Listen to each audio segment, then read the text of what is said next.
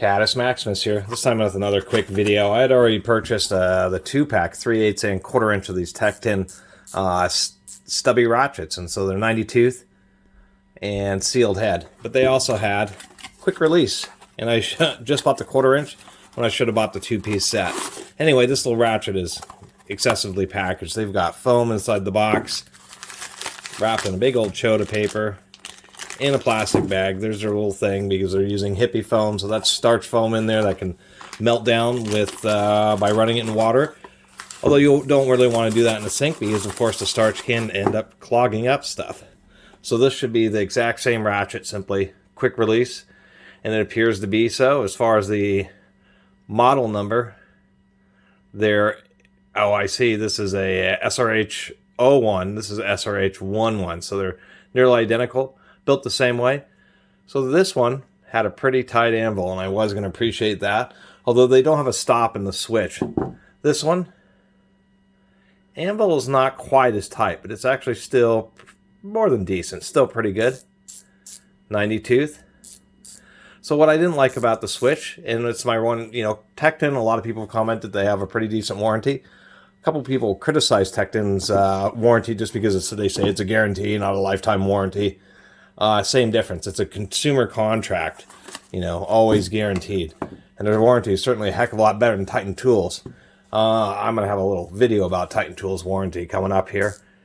What I mean by the stop is if you're using this and you're in a situation where you're putting pressure on the switch, actually this one's doing much better. On this one, it wasn't so great. If you put pressure on the switch, it would kind of lock up the anvil. But on this one, there we go. So right here, it's not working so great. And that's just because there isn't a stop like on that little Sunex I was showing.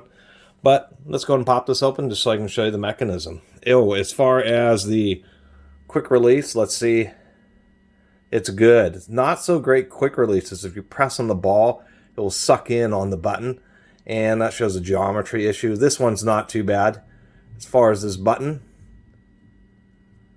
I need to give that a quick scratch. Indeed, this button is metal, not plastic, so I do appreciate that. It does lock onto a socket pretty well, so that's kind of what I got. This is just to match up with the normal one. Anyway, they use super tiny Torx fasteners. Let me get a driver. These fasteners are super tiny. They're actually T5s. I mean, these are microscopic. You got to be super careful. And the fitment isn't super great on these.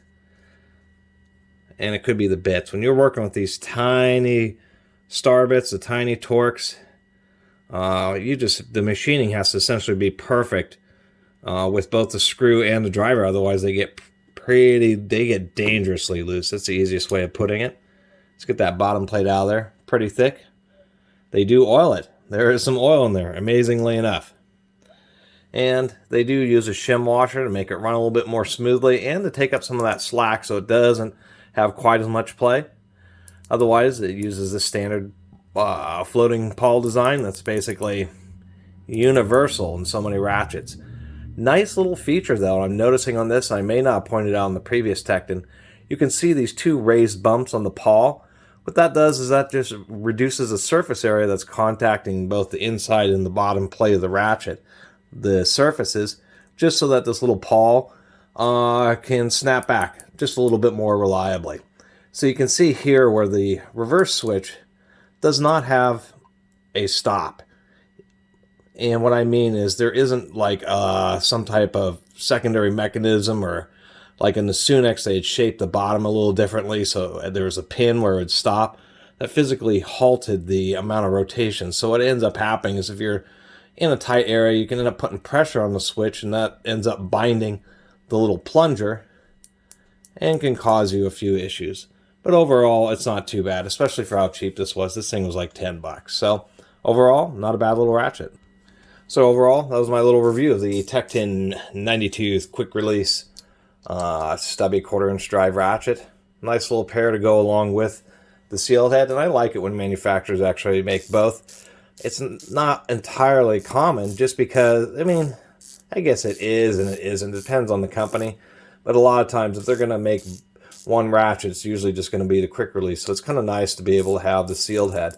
And in this case, the seal head is better, not only because it is more sealed, but the anvil, just a little bit better machining, although this is still pretty good. Definitely not wobbly. Mechanism works real smooth. And I should mention, Backlash is really reasonable on this too. Anyway, really appreciate everybody watching and subscribing. If you haven't subscribed, please do. Till next time, Catus Maximus out.